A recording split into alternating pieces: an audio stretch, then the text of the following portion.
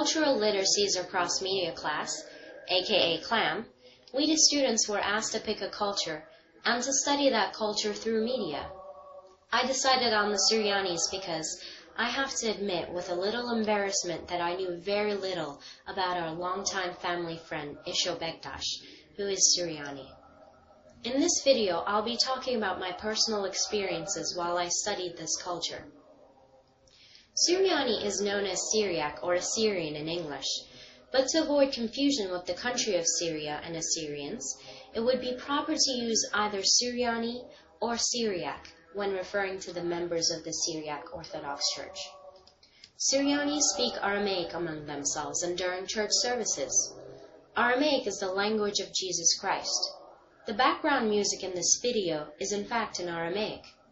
I recorded this during a Sunday service at the church.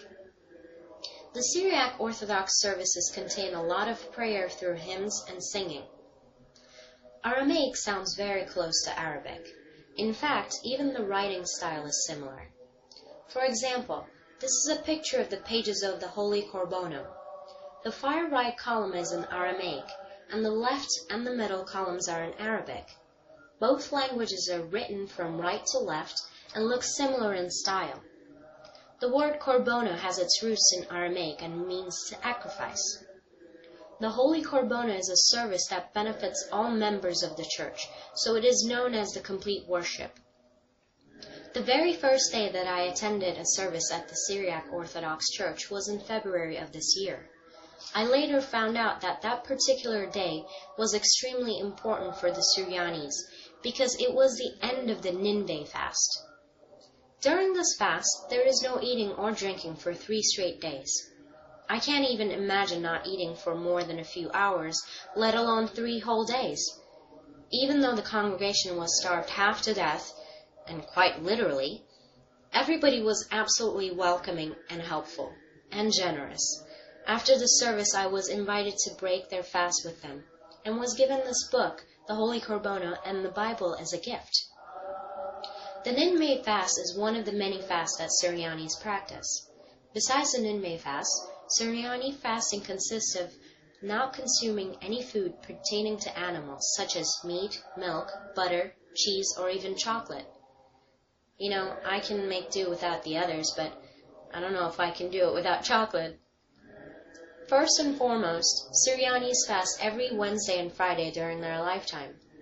Wednesday fast emphasize the day Jesus Christ was crucified, and the Friday fast signified the resurrection of Jesus into heaven. There is also 50 days of fasting for Easter, 10 days of fasting for Christmas, and 15 days of fasting for the Virgin Mary.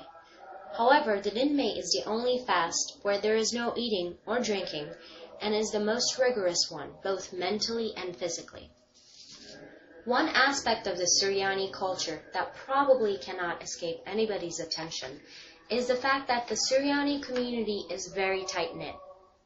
This is because the Suryani population in the world is very small, estimated to be about 5 million in total.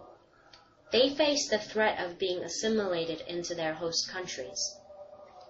I asked Isho, our family friend, and his daughters to describe to me what it means to be a Suryani. How would you describe it, or put it into words?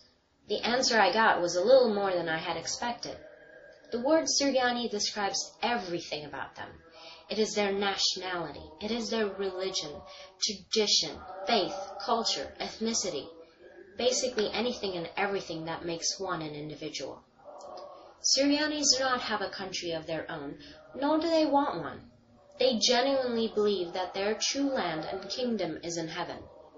Therefore, many believe that their spiritual connection and religious traditions are the things that bind them together, as if they have the most patriotic nation in the world.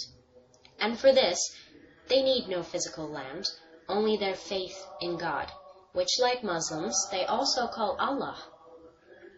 Traditionally, Suryanis are from the Middle East, and mostly populated in Iran, Iraq, Syria, and Turkey. Today, however, due to the harsh treatment of Christian minorities in the Middle East, an estimate of 500,000 Suryanis each live in Europe and United States. I was fortunate enough to visit 3 different Suryani churches repeatedly and freely photograph and record the services. So suffice it to say, I'm very thankful to the whole community for being so welcoming and helpful, not only with regards to my project, but also for broadening my wisdom and knowledge about the Syriani culture. I hope you enjoyed watching this video as much as I have enjoyed learning about the Syrianis.